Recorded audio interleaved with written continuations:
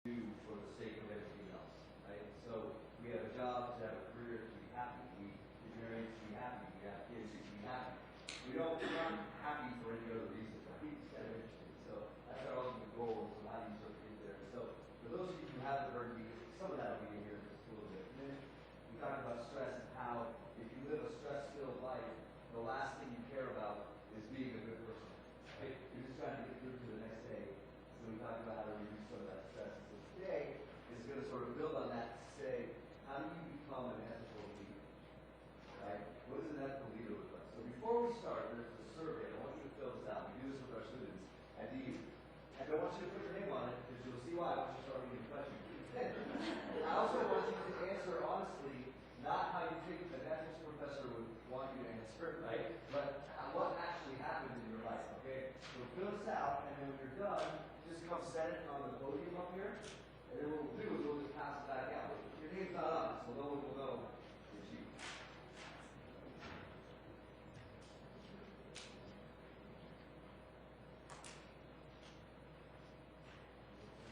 And it's front and back, so take about like 7, 8 minutes.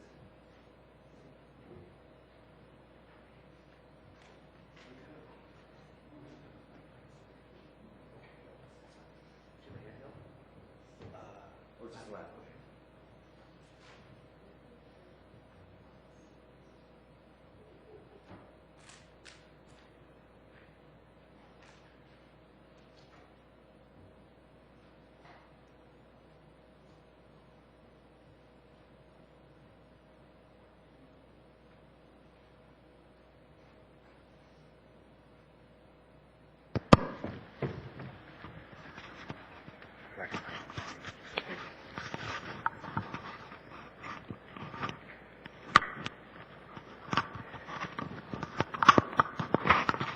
Test, test, check. Y'all hear me? Fine? Okay. That sounds great. Good to see you, man.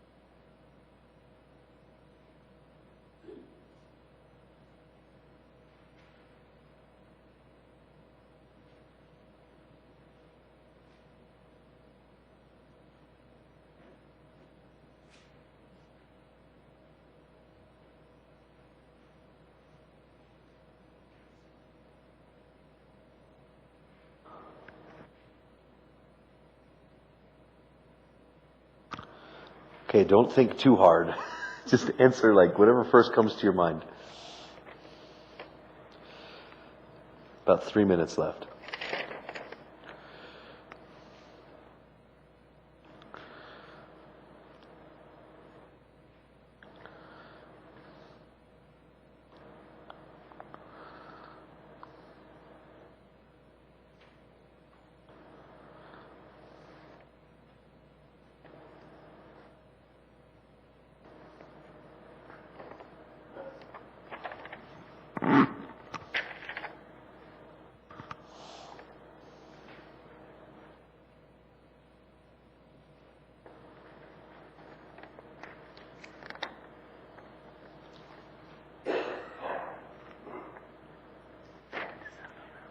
When you're done, you can just set them on the podium, and I'm going to mix them up. It's on the first one. You can't read it. Yeah, so mix them up. You guys just mix them up. That was my promise. Oh, that's a good one.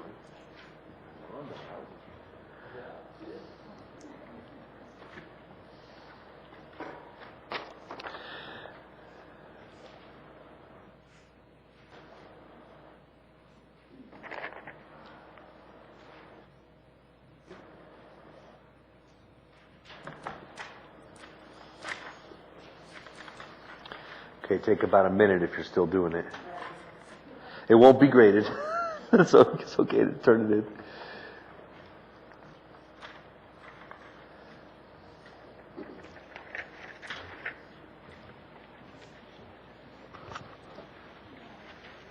So then I would just mix them up, and then just make sure everybody who filled one out gets one.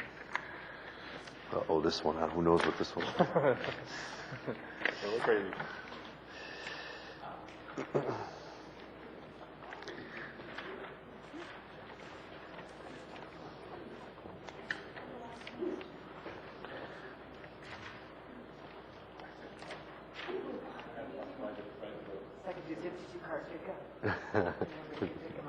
That'd be great. Get some exercise. All right, turn them in. It's okay if you didn't finish.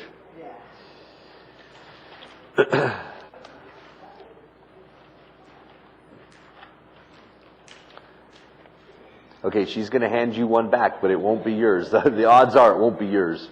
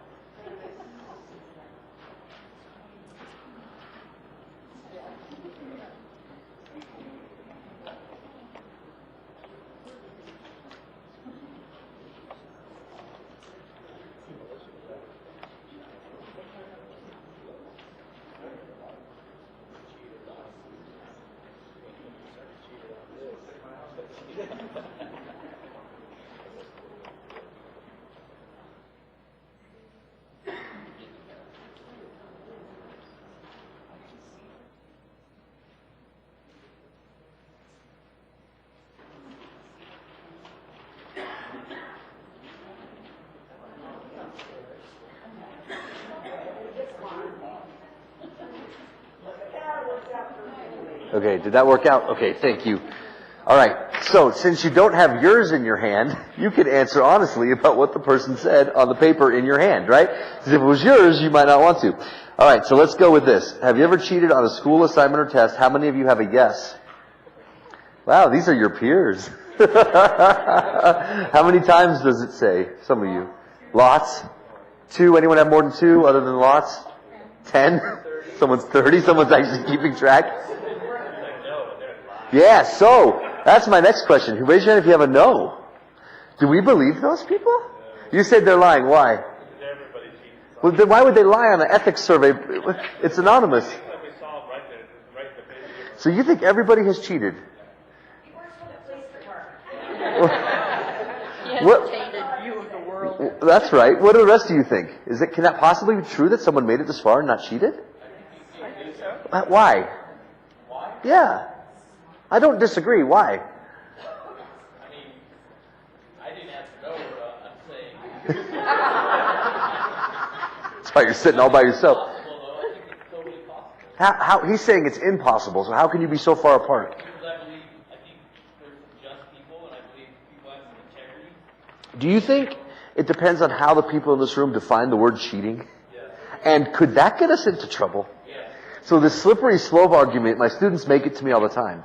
Well, it's not cheating because I didn't look at anyone's answers, right? I just had a copy of the test from last year. You should have changed it. I mean, that's what they say to me.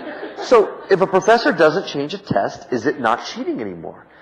Now, I would argue that ethically a professor should change tests, but they still know they have a copy of the test, right? Or they say to me, well, I didn't cheat on a test, I just plagiarized this essay. Or they say, I just stole a quote from someone else. And so I think we need to be really careful when we start giving wiggle room to the word cheating. But is there clearly a difference between cheating in 5th grade and then in college? I mean, right, there's gradations of this thing, and so that's what makes it really hard. So you're saying you believe those people, you're saying there's no way, but the vast majority of this room has cheated. Yes or no? Okay. 2, if you pass your final exam, you are assured to pass the class and graduate from college. You are unprepared for the test, you will not pass without cheating. So who has cheat on their sheet? Okay, fewer. Give me some Y's. What does it say? Okay. Who has a Y? Yeah. Big picture. Big picture, right? Who cares? It's just a small thing. I like that. What else? Who else has one? So here's what my students say. It's not my major. It's just a required class. College is expensive. My parents will kill me. Everybody else is getting an A, right? And they use all these things to justify the cheating. Who has a refuse to cheat and likely fail? Do we believe those people? Yeah, sometimes I think because it becomes more of a larger item. They don't want to cheat on the whole. They might cheat on the exam. It's a smaller item, but on the bigger course, they may not cheat. Do we like it when people start taking subjective analysis of when it's okay to cheat? Right? It's true. It's exactly what they do. Okay, you are certain that a colleague cheated on a final exam. Who has take no action on their sheet? So, okay, that's what I generally get. Who has report that person? Okay, there's 1, 2, 3 whistleblowers. Raise the issue with your colleague. Okay, and then tell your friends. Seriously? Seriously? Really? In this room? Of course, let's be honest about something. That's what we all would do at some point, I think. All right, I want to ask you personally, not what's on the sheet in front of you. Raise your hand if you would raise the issue with your colleague in your own personal life. Okay, so then what if they flip you off? Now what do? Now do you go tell? Or you just walk away? I'm wondering what the reason is for you to confront them. I don't know that I would confront it like in a confrontational way, but I would. Sure, you talk to bring them. it up And then they flip you off. Now what happens? I'd probably never talk to them. Okay, but you wouldn't go report. You still wouldn't report. No, because that seems heavy. Let me change the facts on you. What if the class was on a curve? And now your grade goes down. Any of you change your mind now? Selfish, right? Should it matter if the class is on the curve? In real life, this is what the studies show. Very few people report academic cheating from their peers. Why do you think that is? Even if the class is on the curve, they still don't. Yes, it's so powerful. They just won't. So then my question for you is this. Do you think when those kids get into the real world and work with you, they're going to report it? No, it doesn't change, right? When they're around people that they think can ostracize them, they don't report it. But then look at and by the way, as a professor, it's impossible for me to catch cheating unless someone tells me. And I'm really on guard, and they're so good at it that I can't catch them unless I get an anonymous report. Isn't that amazing? And I try to have an uncheatable class, right? And it's really hard because their ability to cheat always paces past my ability to find out how so technology, there's always a new app on their phones. Did you read about this? What kids are doing now? They have a calculator app on their phone, and it looks like a calculator, but it's not really a calculator. When you open it up, it's a little messaging app where they can send naked pictures of themselves, but their parents think it's a calculator. Right? So how in the world can you keep up with so y'all are going to go home and look at your kids' phones? The problem is you got to go through all the apps and see. But it's just, they're really smart, right? Or you've heard of Snapchat where they can take a picture of the test and send it to their friends and it disappears in 30 seconds. So they could just send answer after answer after answer that will then disappear. So if I have their phone, I have no proof. It's just pretty interesting.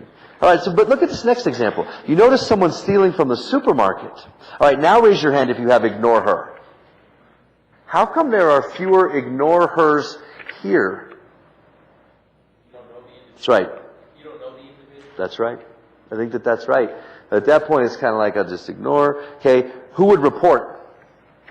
Why are there more reports here than the other one? Yep. All of a sudden, you don't know them. It's the same answer, right? So because it's the supermarket, nobody really cares. But if it's someone you work with, where the cheating, to be honest, is probably more impactful, you don't say anything. What does that tell you about human nature, right? But let me be honest with you. I was at Safeway. This was probably 8 years ago, and I saw a guy in a trench coat, all right? And to me, he looked homeless. And I saw him take a steak, and put it in his trench coat and walk away. Okay, I'm an ethics professor. I'm also a lawyer. What do you think I did? Nothing. No, I didn't. It was just a steak, too. It wasn't like a salad. I did nothing, and I let him walk away. Why? Because I operated under the assumption that he was homeless. Now, if someone was in a suit and tie, would I have done something different? Probably. Is that wrong? Listen, a lot of my students are really, really rich and look homeless. You don't know what someone is. Is that right of me? And I teach ethics, and in my mind, I said, this guy looks homeless, it's okay if he steals that. If he was in a suit, I might have said something. So I'm doing the same thing, right? Okay. Go skip this next one. There are 10 seconds left remaining in the University of Denver Intramural Basketball Championship. So it's important, right? It's important. To these kids, it's important. And you tip the ball out of the bounds, but no one notices. So tell the officials who will reverse the call. Who has remained silent? What are some whys? What does it say? Peer pressure? That's what people say. Yeah, what else? That's all we have? Yeah. I want to win. Is that what it says? I want to win? I play to win. Right. So, or people say to me, the refs probably missed a call earlier in the game, right? So it all evens out, So, a lot of you are sports fans, I'm assuming. We live in Denver, right? Have you ever seen someone tell a ref that the ref messed up? And then if you ever seen that, have you ever seen a ref reverse the call? Never, right? And if you went back to the huddle and you did that, what would happen? You'd be ostracized. Again, you're ostracized. But, so then, did you legitimately win that game? No. You say no. Why? Because you cheated. But they're saying refs messed up earlier, some other part of the game, karma. You have a hard time sleeping at night. Yes. Yeah. Who would not have a hard time sleeping at night? Just right to bed. Okay. Why? This is your HR director. I mean, right? What do you mean an unwritten rule? What do you think? He's saying that it's unwritten rules. What happens, happens. Tell him why he's wrong. Why? Why is he wrong? Apparently I have an overactive conscience compared to Your home is burglarized and your TV is stolen, but actually it had just broken down and it was worthless. So who has claim it as stolen and look forward to getting a new one? That's insurance fraud. So you all know. Great. Who has tell the insurance company the truth? Okay, a few. Who has pretend it was better than it was? Get an even better one.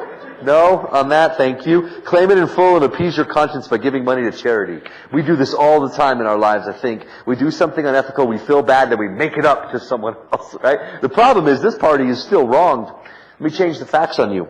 No longer is this Aflac, right? This is Mom and Pop Insurance Company of Commerce City. Does that change your answer? It always changes people's answers. Because now it's not big, bad insurance company. But what people don't realize is your prices, your premiums are going to go up regardless of who you rip off. But it just sounds bad to rip off Mom and Pop, right? It doesn't sound so bad to rip off Geico. Is there a difference? Ethically, is there a difference? Legally, you're going to go to jail either way, right? Ethically, I don't know if there should be a difference between those two things. But we think, big, bad company, they have a lot of money to spare. But what people don't realize is that cost, they don't ever eat those costs. No company ever eats those costs, right? It always goes into prices. My wife is a doctor, and she'll do emergency room work, and sometimes someone won't have insurance, and so the hospital still has to treat them. You can't let someone die of appendicitis on the sidewalk, right? So someone has to do the surgery, so she'll do it. And she'll send the patient a bill, and that patient will just rip it up. It happens all the time. The hospital will send that patient a bill, and that patient will just rip it up. But the hospital's not going to eat that cost. That's why a hospital stay costs $500 a night, right? Because of all the people that do that, now your insurance company has to pay $500 a night. Well, they're not going to eat that either. So now it's going to go onto your premium, see? So it doesn't matter who we're ripping off, really. All right, someone comes up to you on the street and asks you for money for a cup of coffee. Who has not give anything? Do you think in this room it's probably higher than that? People are lying right now. Because I see those people get ignored 95% of the time. What do y'all think? Who has completely ignored this person? Okay? Who has do as your mood takes you? It depends. Who has give something? So my wife is a give something type person, and she wants to go up and she wants to give them like a lunch or something. And I always say to her, please don't, just drive by, just leave. And my wife's like, I'm trying to give this guy food. And I feel like the biggest like D-bag. What is my motivation for not wanting her to give anything to these people? No, not used to be that. It's not that anymore. Yeah. I'm just scared for her. But she wants to go do something good, and I'm telling her not to. Is that unethical of me? I don't know. I'm a lawyer, and so I see a lot of cases where that goes bad, you know? But again, 95% of the time that doesn't go bad, and that person just takes that meal and is thankful. Right? But here I am telling her not to do it. Now flip this over. Let's change the facts. Now you're certain that it's going to be used for alcohol. So for who in this room does that change your opinion? So for me, it would change it completely. For who in this room would it not change your opinion? Okay, why? It's his life. And he's going to go use it on alcohol, but he is already an alcoholic. You're okay. Because the studies show that... Yeah, I mean, right? There's a guy that stands on... Yeah, even if you're sure. Okay, anyone else with that? Because a lot of people are with that. My students are with that, right? There's a guy that stands at Evans and Santa Fe down by DU, and he holds a sign and he says, not going to lie, I'm going to use this to buy booze. He just holds the sign up. It's the point. He's like, I'm not going to lie to you. Maybe you appreciate he's not lying. At the same time, though, do any of you feel like you might be furthering this guy's habit and making his life worse? I don't know. I think that's a hard one. And a lot of people say to me, well, he should just go get a job. Let's just be honest. It's not quite so easy. Right? Those people have mental illnesses a lot of times, so it's not so easy. Okay. You witness an attempted murder where the victim escapes and runs past you. The murderer approaches you and asks you if anyone's passed by. Who has tell the truth because people have a duty to tell the truth? Okay? Yep, that's going to come up on my slides and you guys are like, what a bunch of a-holes. But it's not, right? It's not necessarily that, because I'll show you why in the slides. A lot of people believe that, okay? Tell the truth even though people have no duty to tell the truth. Okay, we have that. That's interesting. I don't get that very often. Lie and violate your duty to tell the truth. That's what most people say. And then lie because people have no duty to tell the truth. So we got to figure out what it means to have a duty. Okay. You're hiring an office manager and you need to fill a position. Who has hire the most qualified person? Who has hire their semi-qualified friend? What do you think happens in the real world? I mean, Ryan, you know, we know. I see friends get hired all the time. And what ends up happening is usually those friends are semi-qualified. And it also violates the company's policy. And more times than not, that goes bad. Right? But ethically, we all say, well, we'll hire the most qualified person. But what might be an ethical reason to hire your semi-qualified friend? Because I can think of a couple. What might they be instead of the most qualified? Am I the only one that gets the what? Yes. Why? Yeah. What else? Yes. You know your friend, you trust your friend, right? You think your friend has potential. I mean, there's a lot of reasons. More times than not, I see that go bad, which is why companies have those policies. But just because they have those policies doesn't mean that doesn't happen, right? I mean, you know that. Okay, it's 3 a.m. as you head home. You approach an intersection. No one is there.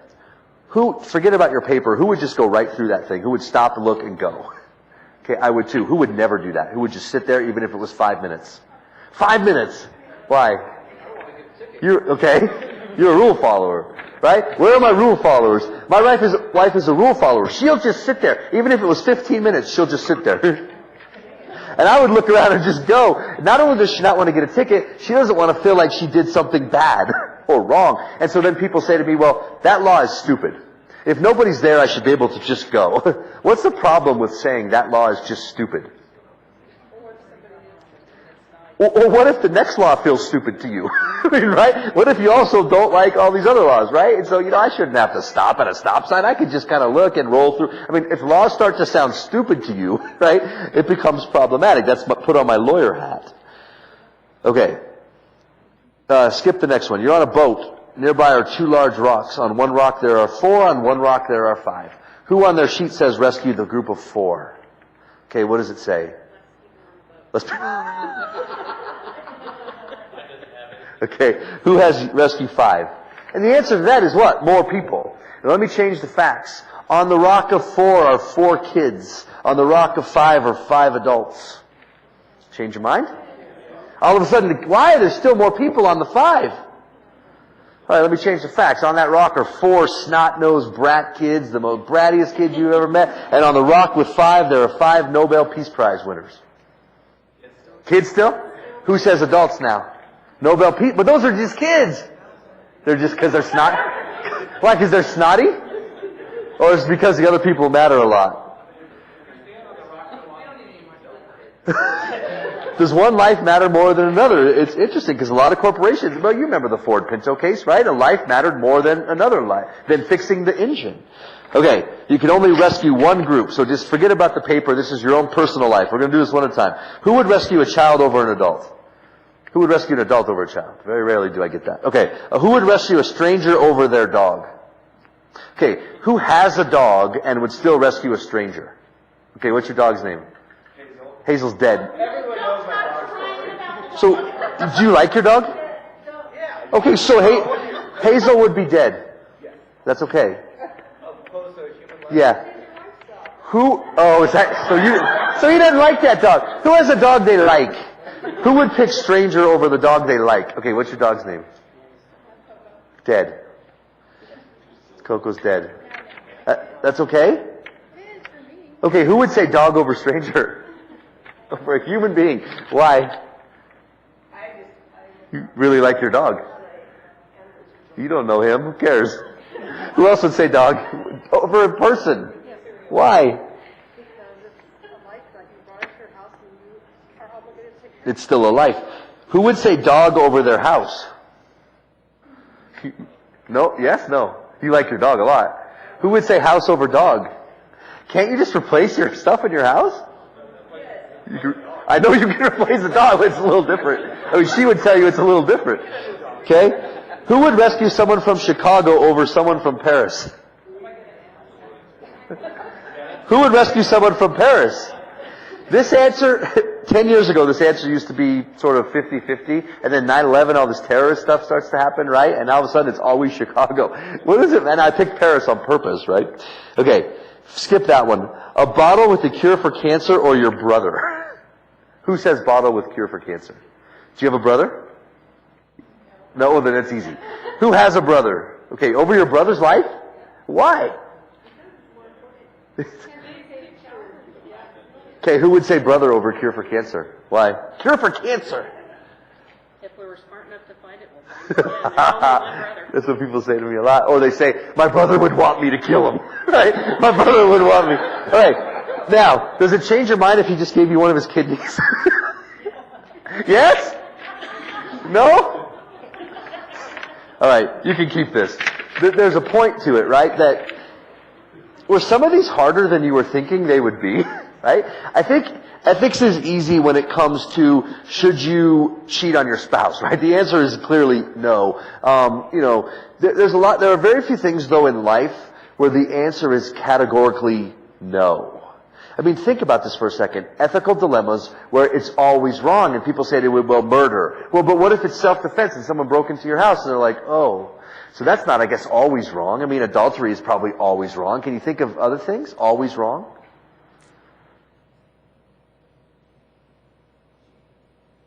Always? Maybe. What else? Stealing. Always wrong? What if it's medicine that someone needs or they're going to die, but it costs so much money? You just let them die? It's just wrong to steal. It's always wrong to steal? What You else? can't take something from somebody. Even if someone else is going to die? Even if it's way overpriced? Yeah. You just Okay. take something that doesn't belong to you. But y'all are racking your brains to try to come up. It's not so easy, right? And then the rest of life is sort of gray areas.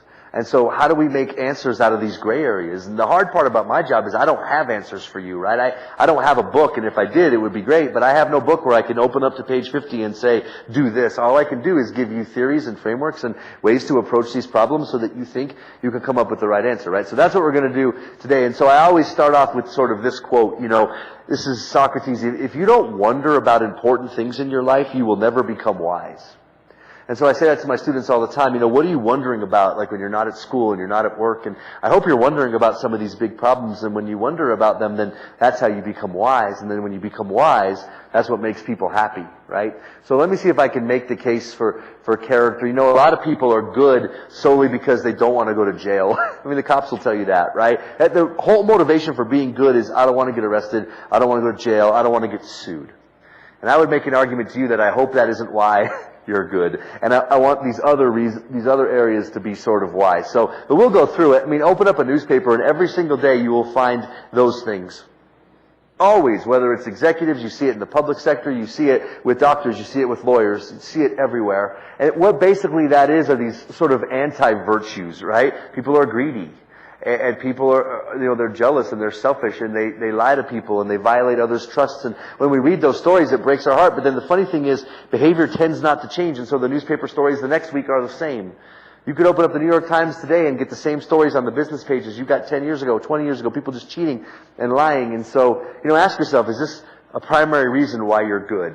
And then what I would say to you is that isn't acceptable. I would say you want to be good for the following reasons, right? You should develop a strong foundation. So if life is a fight, right, and you get hit, how do you react to that? Mike Tyson has this great quote, everyone has a plan until they get punched in the face. That's right. I love that, right? You all have a plan until life punches you and you get sick or you lose your job or something bad happens. And then what is your plan? And so the people who don't have strong foundations, they crumble at that point. Right? They get out of a bad relationship and they just crumble. They lose their job and they crumble. And so my hope for you is that you could develop this foundation so that if life hits you, when it does hit you, you'll be able to stand it. But again, if you look at these hurricanes, I went to law school in North Carolina, and what would happen when a hurricane would come through, there are all these huge, like 100-foot tall trees, amazing, these pine trees, and they would just fall on people's houses and kill them. And I used to think, well, they fall because it's so windy. Like during a hurricane, it's windy, but that isn't why they fall. Why do they fall? Yeah, the roots, the water inundates the roots and they have nothing to grab onto, and then this huge tree just falls because its foundation is too shallow. That's right. I didn't realize that. Or all these roads in Colorado that sort of washed out. The foundation beneath them isn't strong and they wash out. So, how can we work on our foundation? And then we should sort of hang around the right people. And I say this everywhere I go, you're the sum total of the 5 people you hang around the most. That's right, that's what you are. And so if your friends lie, have you noticed that you start to lie? And if your friends cheat, you start to cheat. But if your friends are kind, you want to be kind. And if your friends are honest, you want to be honest. That's just how life works. This is Aristotle, 2,000 years ago, sort of figured this out. So, what I ask a lot of people is, do you need a new group of friends? I say that to adults and kids, to be honest. And if you were here for my last talk, I told you just need 3, right? If you could have 3 to 5 real friends in your life, that's all you really have time for to plug in with. You don't need 20. That blows people's minds. Like, if the world tells me I need 20, well, you don't have time for 20. That's why your priorities are all screwed up and you don't have time to have lasting long friendships because that's too many people. Can you find 3? And a friend is really someone who rushes into your life when everybody else rushes out, So that's pretty hard to find someone like that. So ask yourself. And then I guess the second question would be, so do you need a new group of friends? Or 2, does your group of friends need you out? I mean, are you the problem? Sometimes you're the problem, right? They might need you out. All right, so ask yourself that. And then you sort of have to look at this country and kind of just be shook to the core when you sort of see all the things that we have problems with. The last divorce statistics I read are, 40% of marriages end in divorce, and you sort of see that Medicare and Medicaid are going to run out of money, and you see these mental health issues that pop up every single, day I look at the newspaper. Mental health causing all these other terrible problems. Most of my students know at least one person who's this close to becoming a full-blown alcoholic, and my students are 18, and they all know one person who's that close. This is our country, right? And so we see our deficits sort of going up and our debt going up, and then our generation, let's just be honest about something, we keep breaking it worse. I mean, we're not fixing it. And so my students look at me like, what do you want us to do, man? You keep breaking it. And I don't know how to answer that because it's just true. Congress's approval rating is like 8%. 8% in Congress. It's amazing, right? And, I was asked to run for a political office. I live in Adams County. And they came up to me like, you want to run for this? And they told me what it would be like. And I'm like, why would I give up my good job for that? But the problem with that is we need someone to do that. And we need good people to do that. None of my students want to be politicians. None of them. Well, someone's going to do it. So then when the good people don't want to do it, what are you left with? The bottom of sort of the barrel, right? All right. And then you should look at, your generations that are going to follow you. And so, I have a 2-year-old, and I'll show you her picture at the end of this, but, someone's got to care about the world that she grows up in. And then at some point she's going to have kids, right? And then someone needs to care about the world that they're going to grow up in. And so I think all these ethical things are crucial. You say, well, you might say, well, I'm doing my part. I'm not a bad person. And then I read this quote that says, if you're on the right track and you just stand there, you're still going to get hit by the train, right? So it's not fair, I think, for you to say, I'm okay. I think you have to say, what can I also do for other people and help them be better? So, if that's the case, here's the problem. By acting ethically, because no one's going to force you to do this. That's the beauty of having a free will, right? You can do what you want as long as you don't violate the law. You can lie to as many people as you want. You can be as heartless to many people as you want. But here's the problem. So by being ethically, you give up your freedom. You don't have to, right? But you willingly do, to do whatever you want, to care only about yourself, in order to make the world and your life better. And that's sort of where I lose people, because they're like, well, I'm not willing to sacrifice that. But when you live in a world where you're not willing to do this, it's called moral relativism, and everyone's heard of that term. Moral relativist is someone who says, don't judge me, this is my life, how dare you, this sounds preachy. People who live there, though, really deep down, are miserable. How do I know that? Well, because I've spoken to 1 million people in my life, and those are the people that come to me. And they say, that's how I used to think about stuff, and now I don't think about stuff like that anymore, and I'm way happier. But a moral relativist is just a stubborn person, right? A stubborn person who just basically says, it's my life, I'll do whatever I want. Problem is, we have too many of those people. Do you agree? Well, then let me ask you this. Are you one of them? Chances are there's people in this room who are one of them, and I would argue that that's problematic. So here's my thesis, right? This sort of recaps all the talks that I've ever done with you. An authentically successful person recognizes the relationship between their ethical life, their professional life, and their personal life. Okay? You're just one person. I'm so tired of people saying, well, I have my work life and my home life. Wrong. If you are miserable here, you will be miserable at home. And if you cheat at home, you are going to come here to cheat. I'm certain of that. So you're just one person. Isn't that refreshing, though? You just have to be one person. Stop faking it. You just be one person. So then you struggle with life to try to be better and then somehow leave a legacy. At the end of the day, people who really sort of die happy have done those things. They've found that relationship and that balance. Okay. So, let's get into how you do it. And that's sort of my philosophy. And if you've been here before, it's right, can you chase the right things in life? And the right things in life aren't money, and aren't good looking, and aren't being popular. Those things are fake, and those things cannot make you happy. The only things that can make people happy is finding a sense of contentment in their hearts, finding the right group of real friends, and having character. Because I know a lot of really rich people who aren't all that happy. Do you? And I know women who are really pretty who aren't happy. Do you? And guys who are really handsome and aren't that happy, right? And if all that stuff were the key to happiness, then, Paris Hilton would be happy. And Lindsay Lohan would be happy, and Charlie Sheen would be happy because those people are rich and famous and et cetera. And of course we know that that isn't true. So though I find nothing wrong with money, it shouldn't be what you chase. Alright, so here's the frameworks. So if you want to take notes, now is the time. How can we sort of build our foundation right? I'm going to give you a couple ways. Now the problem again with being an ethics professor is I can give you the structure to the house. I can't give you the final, what it's going to look like. I can give you a framework, things to build it around. And then from there, it's going to be very subjective. These things are very subjective, and in your own mind, you're going to have to come up with what's right. Okay? And that's frustrating, but that's also awesome because you get to sort of dictate that. So as long as you use the framework correctly, it's hard to come up with the wrong ethical answer. Now the consequences may not be what you want them to be, but it's hard to come up with the wrong answer, right? Alright. So, here's what you can do. Once you know these things, here's what you can use them to do. You can evaluate law. You can evaluate public policy. You can evaluate your actions and your friends. You can evaluate your character. You can do a lot with the stuff we're going to learn today, right? And so it's pretty important to just focus on some of this. Okay. So, number one is utilitarianism, and that's Jack Bauer. Anyone like that show 24? You gotta watch that show. Jack Bauer is like a CIA agent, right? And his job is to stop terrorists' attacks. So the utilitarian theory basically says greatest good for greatest number. The consequences are all that matters, right? And so Jack Bauer, let's say there's a bomb in a suitcase. Jack Bauer has no problem torturing somebody for endless hours to try to find out where that bomb is. Even if that person turns out not to have the information. Why? What's his point? Why would someone do that? That's right. And that's his whole point, right? I could technically save 1 million people by hurting one. But the problem is, what if he's wrong? And that's the flaw in the theory, right? But Jack Bauer has no problem with it, and that show is very compelling on that point. So here are the basics. The only thing that matters are the ends, the consequences of your actions. The way you get there is irrelevant. And some of us are going, well, that can't be true, right? Because that would allow you to lie to somebody in order for more good to be done. But don't we do this all the time? Someone walks into the room and says, how do I look in my new dress? And you say, well, beautiful. What if you don't feel that way? Is that a lie? Yeah. Is that a good lie? All these guys are like, yeah.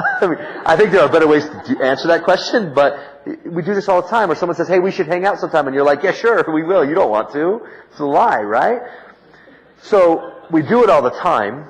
So how do you seek the ultimate good for the most amount of people, right? That's what this theory would say to do. So that's what utility means, just good. Physically and mentally, what is good? So, but put that in your notes. The means are irrelevant, and I struggle with that personally because I don't think that that's true.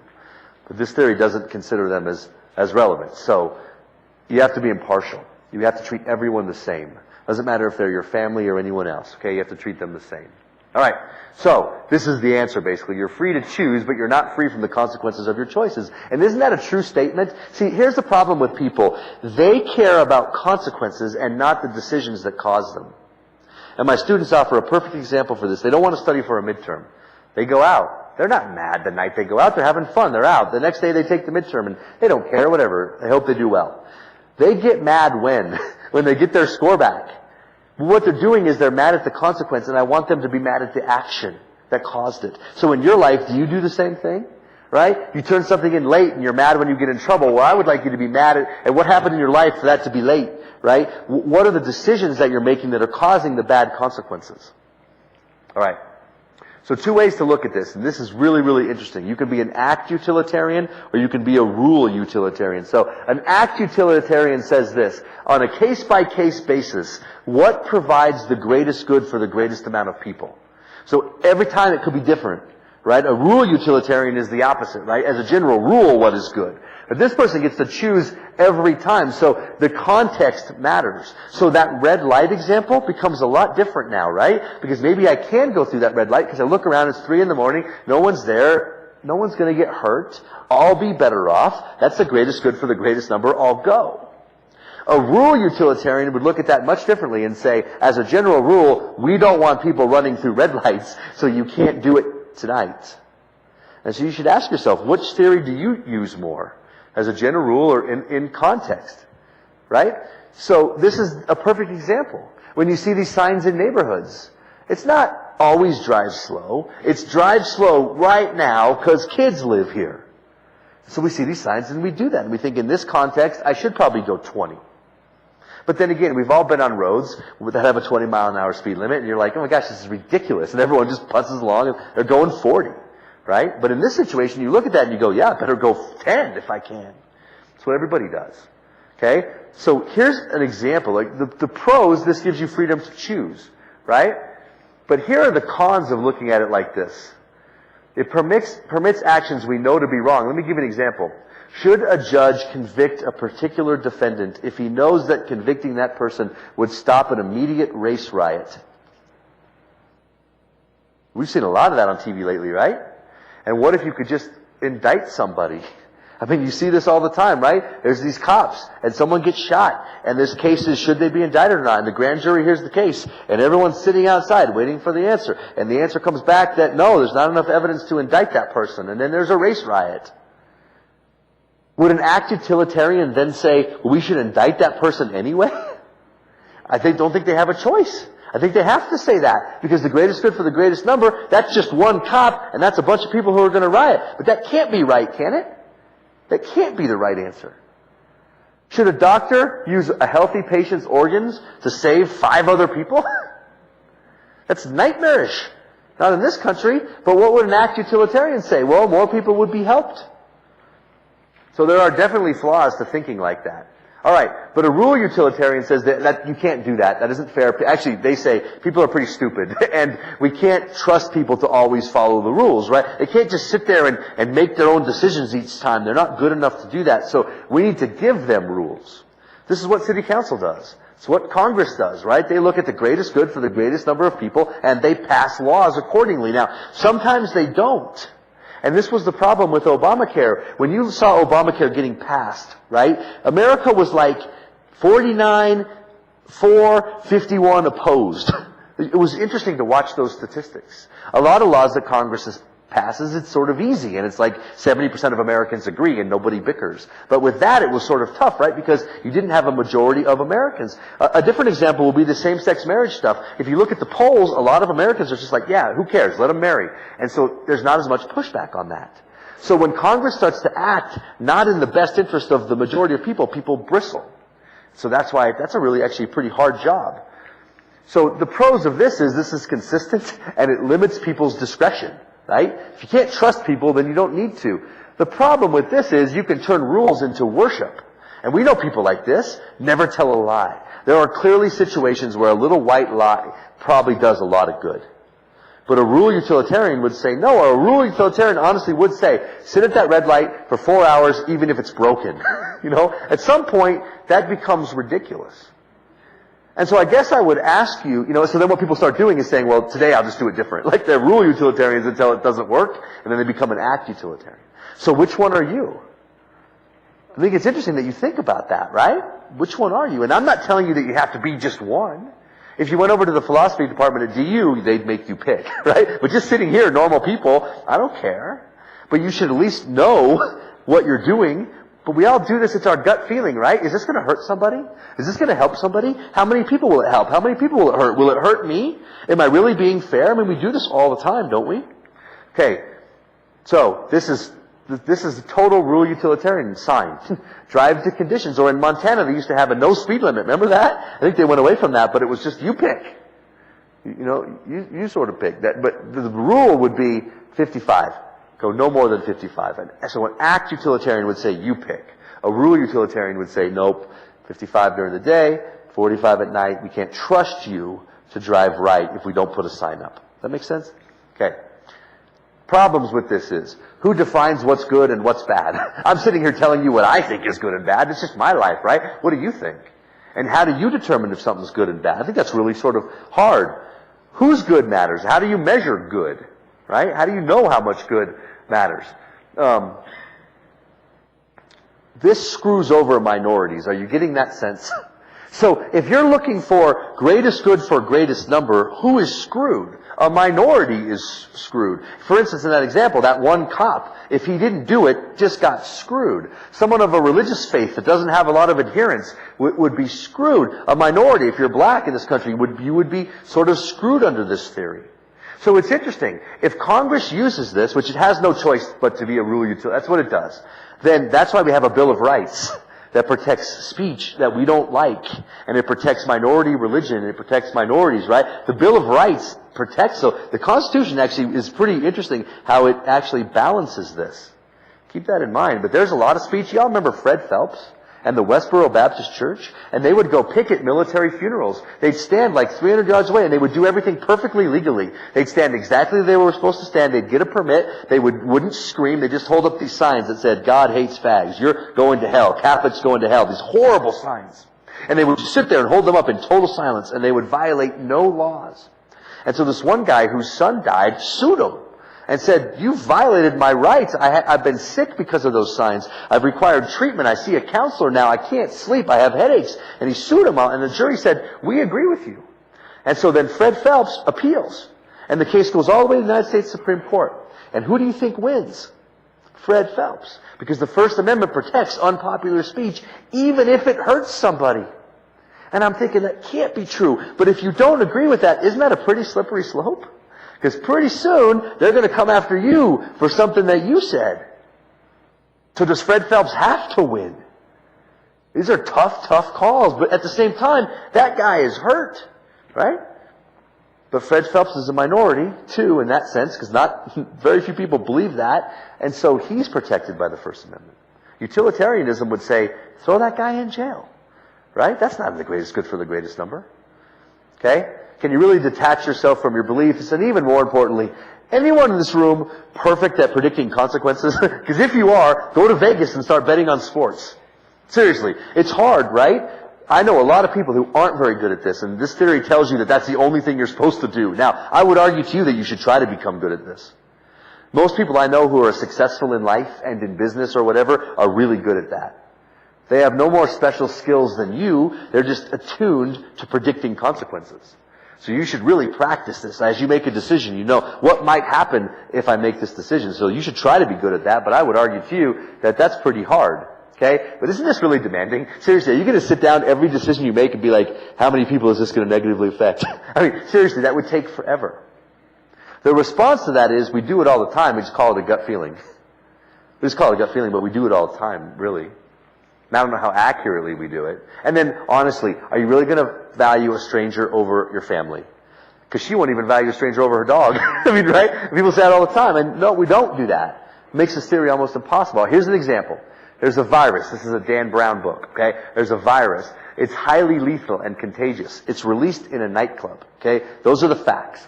1,000 people are in the building. You can contain the virus if nobody is allowed to leave. Okay? But we don't know, of those 1,000 people in there, you don't know how many people have it, right? You just know it's in that building and there's 1,000 people in there, but it's highly contagious, but you don't know who has it, right? So what would a utilitarian do? Seriously, what would a utilitarian do? Lock them in there. Fend for themselves. Quarantine the thing, and those who aren't infected will get infected probably, but you know what? More people won't get infected. Is anyone troubled by that? Or are we all cool with that? So everyone in this room would lock them in there.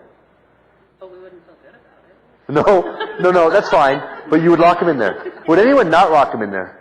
Let them out. Why? Because you're the minority here. Everyone else says yes. I don't disagree. Why?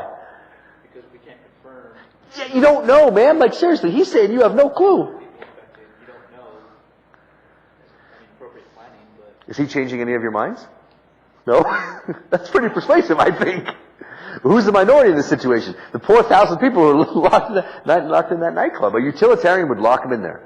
Okay? All right. 2. Schools are getting bigger. Larger schools are cheaper per student to build, but educational value is better with smaller schools. Well, what do a utilitarian do? Probably build a bigger school at the expense of what? Every single kid learning. We face this problem every day in city government, county government, right? This is a nightmare. Okay. So, that's one. So utilitarian is one. This is different. This is going to be the exact opposite. This is called deontology, or the study of duty. Okay? What is your duty as a person, as a rational human being with the ability to reason and to think? Okay? So, these people are very serious about rules. So let's go through some of this. Rules are laws imposed by you. You comply to avoid punishment. Inclinations are what you naturally want to do as a person. You're hungry, you eat. Your inclination is what your body sort of tells you to do. Okay? And these people say, what you really need are your principles, which are laws that you apply to yourself. Okay? Anyone can follow the law. Why? Because they don't want to go to jail. Anyone can eat when they're hungry. So they have no respect for people who just follow their inclinations. But would you agree with me that that's what a lot of people do most of the time? Seriously. They're tired, they sleep. They're hungry, they eat. They're angry, they're mean to people, right? We follow our inclinations. And these people say, that isn't ethical at all. The only way you are ethical is if you have a system that you follow only because it's the right thing to do. So these people would say, if you tell the truth because you want other people to like you, it's not ethical. If you tell the truth because it gets you someplace else, it's not ethical. The only time it's ethical to tell the truth is if it's because you feel like you have a duty to tell the truth. That was the question on the sheet, right? So you act out of principles even if bad outcomes happen. So what would these people say to do when that murderer approaches you? Say what to him? She went that way. She's in the building, floor 5. And you're going, that can't be true. How could that be true? But what is their point? It's always the right thing to do, because why? You can't predict consequences. There's a chance that you tell that person the truth and he still doesn't find her. There's a chance you tell a lie and he shoots you. You have no idea what's going to happen. And that being said, you might as well tell the truth. But we still bristle at that, right? It's still, I'm going to do whatever I can to save her life. But their point would be, you have no idea what's going to happen next, and now you've lied. You can't predict consequences. All you can do is not lie. And his point would be, you lie then, you'll lie again. All right. So, how do you live by? Which principles do you live by? And that's what I'm going to show you next, okay? To these people, the means matter. The ends are irrelevant because you can't predict them. You should never step on someone's head to get to the top. You should never use somebody as a means to your ends. And man, that hits deep for a lot of people, doesn't it? Because we use people all the time. We use them for our ends. And a utilitarian might say, well, that's okay to use them as long as greater good comes from it. And these people would say, that's a human being that you're using to get to other ends. You should never do that. So these are completely different theories, right? Okay. So, inclinations, no good. You have to eat. You're human, right? But by doing that, you aren't ethical. That would be their point. So, you do the right thing even if it makes you feel bad. The purpose of life is not to be happy, but to be worthy of happiness. That's really interesting. Be worthy of happiness. And there's some truth to that, right? Because if you aren't worthy of happiness, I don't believe you can actually be authentically happy. So, are you worthy of happiness? In your actions and your deeds. And that's how these people look at this stuff. Alright, so here's how they go through this. The question I'm going to ask you is it ethical to cheat on a test, right? And just to gain an advantage where others cheat, school is expensive, everyone else gets an A, and you need a job. Here is how these people would look at it, alright? It's called the categorical imperative. So question 1 is always, can I cheat in this situation, or do I have a duty not to? You always sort of ask that question. Do I have a duty to tell the truth or not cheat? Whatever here. Question 2 is, this is a little bit harder. If you're allowed to cheat, then everybody in that same situation across the world forever is allowed to cheat. And what would the world look like if everybody cheated? Would it even make sense to cheat? So think about this for a second. If everybody in school got to cheat when they thought it would give them an advantage, what would happen in school, do you think? Would professors ever give tests? Why not? Because everyone would cheat. If I don't give tests, what's the point of cheating? Right? And so if your action makes it later impossible to cheat, it would be irrational to cheat. I know that's hard. But does that kind of make sense? We do this all the time. We cut people off in traffic, don't we? And then when we get cut off in traffic, what do?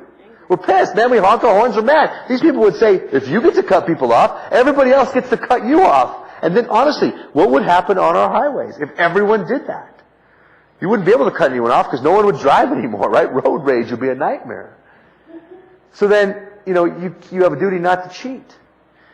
If you say to me, though, I don't think the world would break down if everybody cheated, then the question 3 would be, but would you want to live in such a world? So a good example of this is, cheating I think is probably always wrong. Whoever said that I think is right. Here's a harder one. Do you have any duty to give any time or money to charity?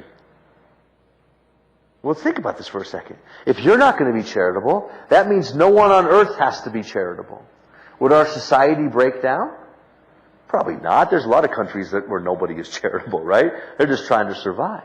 So then you get to question 3 that says, but would you want to live in a world where nobody was charitable? And how would you answer that? Hopefully no, which means you have duties to be charitable. What about this? Do you have any duty to improve your natural talents? I bet everyone in this room is talented at something. Some of you are awesome piano players, right? Some of you are awesome whatever, moms or dads. Do you have any duty to expose that and be better at that? Well, if no one improved their talents, would our world break down? Probably not. I mean, you just go to work, you'd come home. I know a lot of people who go home from work and sit in an armchair and watch TV all night. Do you? So we wouldn't break down. But then the question I would have for you is, do you want to live in a world like that? Well, I would hope not. Which means if you're good at the piano in this room, you should practice. And you should be good at it, and you should let other people know that. That's his point. Okay, so that's how they judge it. Now look at this cheating. Look at these statistics. High school students, okay, in California, 97% of high school students have seen someone cheating. Think about that. 97%. 75% have admitted to copying from another student. 73% have used cheat sheets, prior access to tests, using signals or whatever. My point to you is this shouldn't surprise you. Okay? But what would deontologists say about this? We are reaching a point where everybody is cheating. And when we reach that point, schools start to have no meaning. And when schools have no meaning, employers have no idea, right, who they're hiring or why. And then the system breaks down. There is a point where cheating becomes so high that it doesn't make sense anymore. To even have colleges, that should scare you a lot. A lot of colleges across this country have rampant sexual assaults. There will come a time when there are so many sexual assaults that it doesn't make sense to have an open campus. They will. And the whole thing will break down. And so my point to you is we can't just say, yeah, who cares? It's just college. Everyone cheats in college. I think we need to be really careful about saying stuff like that. Because pretty soon it will all break down. Okay? And then look at this. This is the Ashley Madison hack. Remember that? Ashley Madison is a site where adulterers want to go find a way to go cheat on their spouse. And so they sign up. And anyway, some hackers broke in and found all these people's information and put it public. And so it's led to breakups and divorces, etc. But look at this statistic. You can't really read that, but this is by state. Colorado's number 2 in Ashley and Madison accounts per capita. State number 1, Alabama. What explains that data? Seriously, honestly, why is Colorado number 2? I don't know, but why do you think? Someone guess. Maybe? Or my students say, everyone here is fit and they don't want to be limited to one person. That's what they say. And I'm like, whoa. Well then, okay, well, how do you account for Alabama? Right? If you look at the statistics, Alabama's like at the bottom. But interesting enough, Alabama's a very religious state. I'm a religious person, right? So that breaks my heart. Why are all these really religious states high on this list? Is it just all the people who aren't religious who are cheating? I doubt that's true. So, is it just students who cheat? No, I think it's adults who cheat. I mean, it's just, so we teach ethics classes at DU, and my friend caught 10 students cheating this quarter. In an ethics class, she caught them cheating. Now, we're a bunch of lawyers too. We teach law and ethics, so she called them in and like browbeat them, and they all confessed. Don't cheat in a lawyer's class. That's stupid, right? Anyway, if you're gonna cheat in an ethics class, I don't think there's one thing in life you won't cheat on. Because, of course you're going to cheat in a finance class. You cheat in an ethics class. Of course you're going to cheat in an accounting class. And oh, by the way, I bet you'll cheat on your spouse. So the idea is, I don't know that we can just ignore this, but that should really depress you. To some extent. Colorado's number 2. And so to sum this theory up, right, you don't ever use people. You should ask yourself right now, how often are you using people in your family or at work, whatever, to achieve your ends? This theory would say never do that. But, there are problems with this. Let's be clear. Consequences absolutely matter. When we were doing utilitarianism, I said, of course the means matter. And now I'm telling you, of course consequences matter. See, I think it all matters. But again, I don't think you have to pick just one of these. But yeah, you should be thinking about the consequences in life. Can an act be good, yet done for selfish reasons? Sure, I can't think of how many people donate money to colleges so they can get their name on a building. But guess what? Those students still get to use that building. That's a selfish act, but I would consider it really good, wouldn't you? So this theory would say that isn't good. Because the only reason you should give money is why? Because it's the right thing to do. Some people do it because of that. There's a lot of people who donate anonymously, right? But a lot of people want their name on a building. They want their name on a scholarship, right? Okay? What if you're Pete the pervert? And you want to live in a world where everyone else is a pervert, right? You would love someone to come grab your butt. Well, this theory breaks down if you're Pete the pervert, right? Because you would want to live in that world. So, okay. So you know that. This is pretty rigid. Seriously, I can't lie to a murderer. This person is asking me he's going to go kill somebody and I can't even lie? That seems fairly rigid, doesn't it? So that's a major flaw in this theory. It's basically all reason, all rationality, and no feeling. And it doesn't talk about the good of animals or the environment. It doesn't even come up. It's just humans. So there are flaws with this one. Okay, here's a question. You're at your best friend Jody's wedding. Just an hour before the ceremony is to start. Earlier that day, you came across a little bit of proof that your best friend's spouse-to-be is having an affair with the bridesmaid, and you catch them sneaking out of a room together looking disheveled. If you tell your friend, the day will be ruined, but you don't want her to marry a cheater. All right, people struggle with this one. What did we do? Who says tell the friend? Okay, really? You've told the friend? The day of the wedding. What happened? She didn't, she left. How was that day for everybody? Did you have conclusive proof? Yes. How? You saw? You know? Or do you just suspect? Pictures, So you were pretty sure. stories, yeah. Okay, who else says tell her? Let's say you don't have as much proof. I would still let her know what I see. This is an hour before the ceremony. Well, It's an hour before the ceremony. What if you're wrong? Then the day is ruined and the whole wedding is ruined. They can get married tomorrow. Wait, that ain't gonna happen. You know that's not. Who would not tell? Who would not tell? It's gotta be somebody. Yeah, I'm with you. Why? Well, under your scenario, not her. That's right. So she sounds like she has more. My scenario. Yeah, you don't know what's going to happen. And I'm just doing that to make myself feel better. I might be Ah. right. When the Is he right? obligation is to think about what damage you might do, especially if there's a misunderstanding. Is he right? Sitcom kind of. Is he changing your mind? No? You're not doing it for selfish reasons. He's saying you don't have proof. Well, I mean, if I'm going to tell her something, it's because there's something there. I'm suspecting. You're suspecting. He's saying you don't know for sure. No. Consequences are tough to predict. Yeah. Has to be going to the guy and ask him. Okay. And you know what's going to happen? He lied. He, You don't go with an accusation. yeah. I know. You go to him, maybe. Okay, that's fair. You go to him and he says, nah, you're lying. Shut up. Now what? Now you let it go, or what do you do?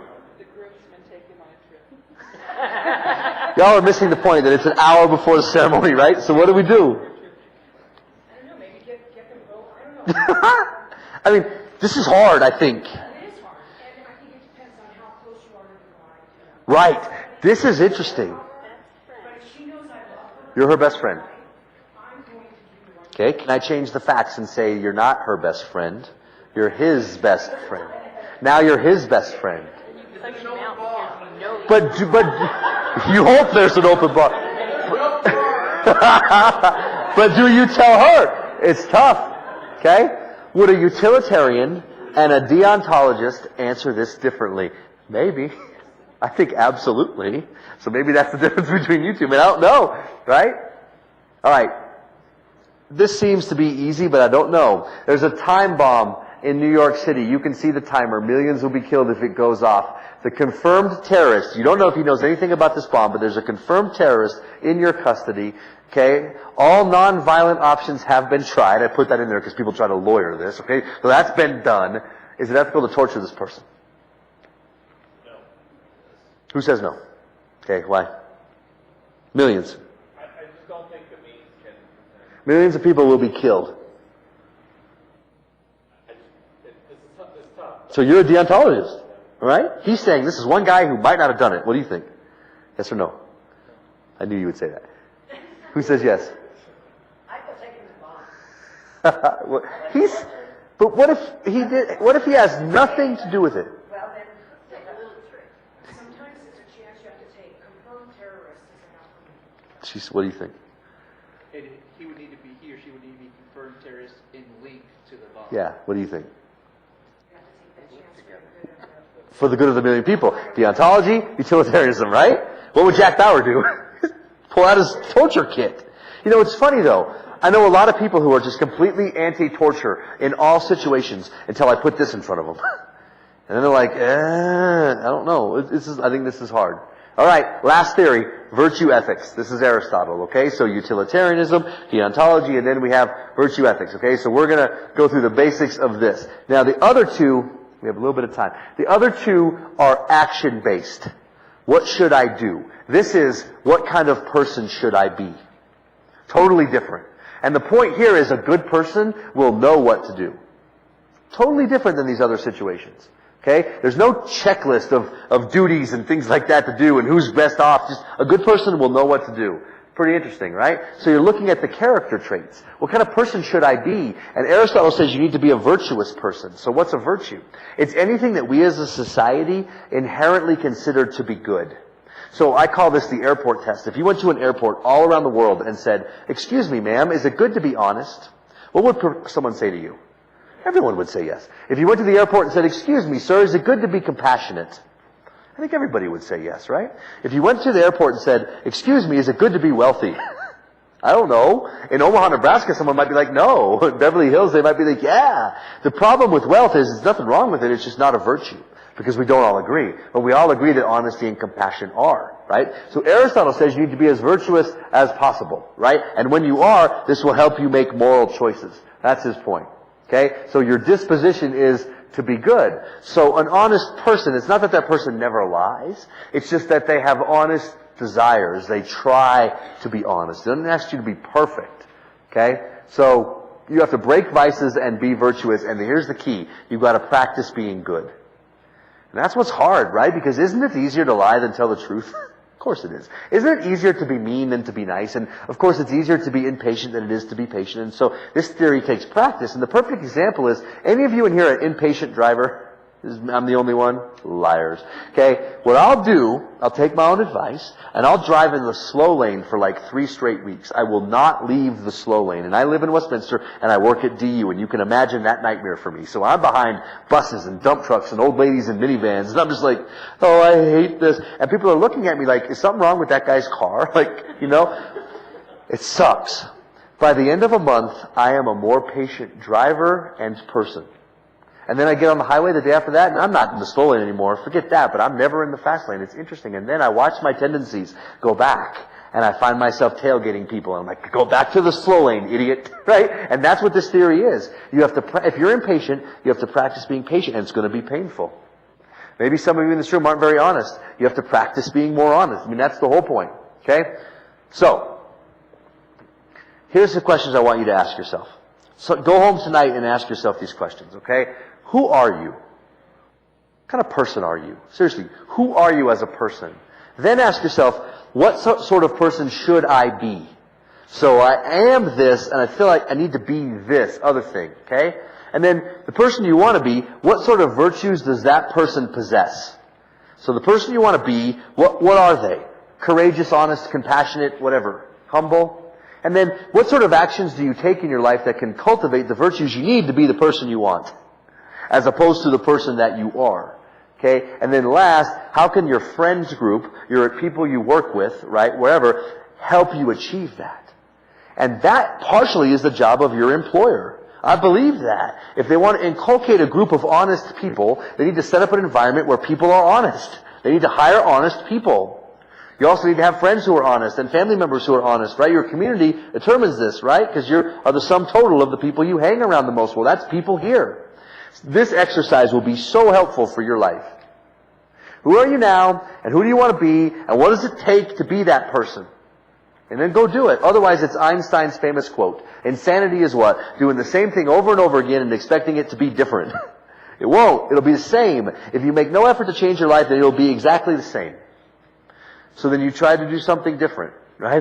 You see these signs all over the place. This is what these people would say. Just stay calm, be virtuous, you'll know the right things to do. So this is what he says. You find the golden mean of every virtue. Every person in this room is honest. We are. Problem is, some of us are too honest, and some of us aren't honest enough.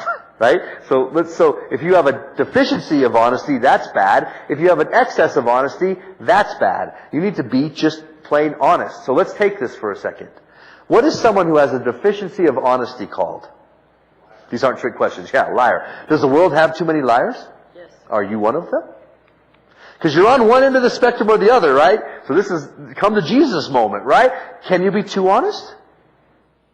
Of course you can. It's so funny. When I talk to middle schoolers, they're like, yeah. And adults go like this. Of course you can. But people always say no to me. So I go to big companies and the CEO looks at me and says, you could never be too honest at this company. And I look at him and I say, sir, are you married? And he goes, yeah. And I said, assume your wife walks into the room. It's the question. In a brand new dress. And she says, how do I look? And you say fat. He goes, I can't say that. And I'm like, oh, but you just told me you can't be too honest. And he's like, oh, well, I can't say that. Of course you can be too honest. What do you call someone who's too honest? Or the kind version, this is being recorded. Blunt. The world has a lot of blunt people. Are you one of them? And Aristotle's point would be this. Neither liars nor the blunt are happy. So y'all ready for some deep philosophy? This is deep. Are you ready? If you're a liar and you want to be happy, okay? Ready? Stop lying so much. Philosophy, right? It's easy. And if you are blunt, bite your tongue sometimes. By the way, what is the right way to answer a spouse when asked that question? Try this one. Honey, you look beautiful. I don't like that dress. Better? Better. And now I'm not lying, right? So there are ways to handle this. Alright, so the excess, no good either. So I want everyone in this room, when you go home tonight, draw a chart and put honesty in the middle and chart where you fall. Are you more of a liar or are you more blunt? All right, so let's do a different one for you. Courage. If you have too much courage, what are you? You're foolhardy. You're reckless. If you don't have enough courage, what are you? You're a coward. Does the world have too many cowards? Yeah, a lot of my students are cowards because they give in to peer pressure. They don't want to drink like that, but everybody else is drinking like that. They don't want to dress the way they do, but everybody else dresses. It's cowardly, right? And then we have the opposite of reckless, people who run around naked on the lawn, right? The recklessness. So I want you to go home and I want you to draw that chart, and where are you? And I would argue to you that without courage, you will never be honest in the face of pressure. And without courage, you will never be compassionate when it's not in your best interests. I mean, courage is the key to everything, right? A couple more. If you have no compassion, what are you? You're a jerk, right? Heartless. Does the world have too many jerks? Are you one of them? And if you are, do you supervise other people? Then shame on you. I am tired of bosses being jerks. I'm tired of it. By the way, it's given me a speaking career. So thank you, I guess. Everywhere I go, there's bosses here and there who are just total jerks. And by the way, their people become jerks. If your boss is a jerk, you will become a jerk. Because guess what's going to happen to all the good people? They're going to quit. One thing I know for sure about morale is it's never bottom up. You can never change it by being low level. That never works. It's always top down. And if morale is bad top down, the good people will just quit. And then you'll be stuck with all the not good people. And that's what's going to happen because we have too many jerks. By the way, what about too compassionate? Can you be too compassionate? You all know the answer to this. Of course the answer is yes. What do we call people like that? They're doormats. And doormats get walked on. And I don't know any people who are doormats who are really genuinely happy. Do you? So what I tell people is, who are doormats, I say, listen, you need to be less compassionate. And they're like, who talks like that? Well, Aristotle, not me. You're too compassionate. People are walking all over you. You'll never be happy. Now, this isn't math. Don't math this with me. Don't be like, well, I'm really a doormat, so I'm going to start being a jerk, and I'll end up in the middle. No, it's not math. Okay? Doormats, be less compassionate. Jerks, be more compassionate. But don't math this. Right? So, that's compassion. I want you to go home. Notice how they break. See? That took me hours to make happen, so I hope you enjoy that. Point being, that shouldn't be you. Alright, one more. Pride, before we do this. Pride is a virtue. We don't want to have an excess of pride because that's arrogant. So we go to the deficiency of pride and we become meek. But I think pride is a virtue in our lives. We should be proud of the things that are worthy of being proud of. You should, but not be arrogant. Alright, the problem with this theory is, who picked this list of virtues? This is my airport test. I just made it up, right? I don't know if I'm right or not. Who gets to pick? Maybe you don't think pride is a virtue. Maybe you think it's too close to being arrogant, right? And then seriously, do you just trust that if someone is honest, they'll know what to do in every situation? How can that possibly be right? Life is harder than that, okay? This is very self-centered. Notice how we're only talking about you. Are you honest? Are you a jerk?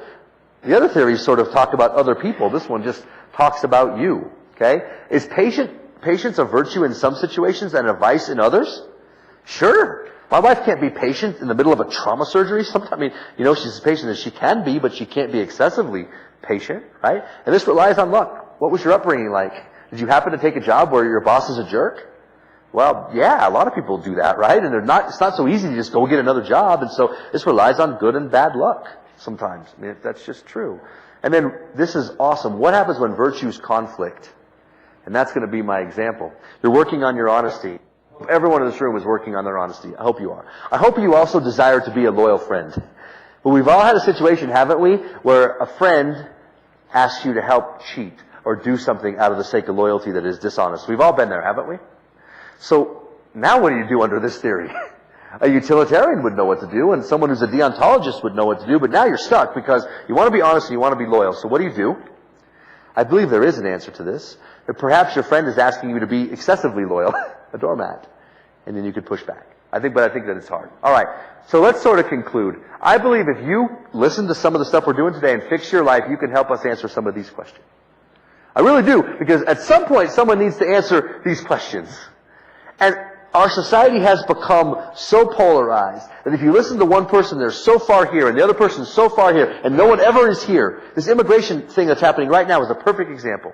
Okay? President Obama says, we bring these people here because that's what America does. Okay? And these Republicans say, but what if these people are posing as refugees and they're terrorists? And then you read the story today that the mastermind of the France bombing posed as a refugee. Did you see that? And so what should happen is the president could say, we bring these people here because that's what America does, but we promise to vet them. that. And then so these people say, well, since you're not saying that, we're just going to vote this down. Now we're screwed. And we just sit there stuck. These public policy examples, you have to find a middle ground. And please, looking at Facebook to find your news is the worst thing you could do. Because all you have is one idiot here and one idiot here, and no one is ever here in the middle. An interesting example, I just saw this map. Someone texted me this map. It was on Facebook. It was, what does it take to be in the top 10% of income makers in your state? And it was this map. And her point was to try to make everyone feel bad, right? Oh, you make a lot of money, you feel bad. And I looked at that number and I'm like, well, crap, I'm in that number. And you know what I felt? Pride. I was proud because I came from nothing. My family had nothing. My dad was in jail when I was a kid. Like, I was proud of that. And she tried to make me feel bad. And I really thought about this for a second. I should just block her, right, on Facebook. But think about this for a second. Money isn't bad. Money is bad when it defines you. It just goes back to everything we've talked about the 3 times that I've been here. You shouldn't feel bad. It's what are you doing with that money? Are you helping other people with that? Well, then that's not bad at all. By the way, who's going to cure AIDS? Bill Gates and Warren Buffett solely because of their money that they're spending in Africa. Money's not bad. So when you see these people this polarized, you should stop and say, can I find some middle solution to this, please? Okay.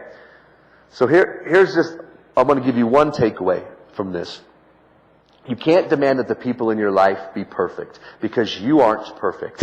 But you can damn well demand that the people in your life be good. And they have some system that they use to make their decisions. But you're not perfect, so you can't expect your spouse to be perfect or your friends or anyone else in your life. That isn't fair. It's hypocritical because you're not. But you better determine that your friends are good. And so then what value systems do they use to make their decisions? And then what do you use to make yours? And that's sort of the bottom line from this whole thing, right? Can you just picture it? And at the end of the day, why do you do it? And I end every one of my talks this way. Because I have a daughter. She's 2. Right? And if we don't start fixing this, she is screwed. And her kids will be screwed. And my students, by the way, will be in charge of her life when she is 18. And they have no clue what they're doing. They are not ready.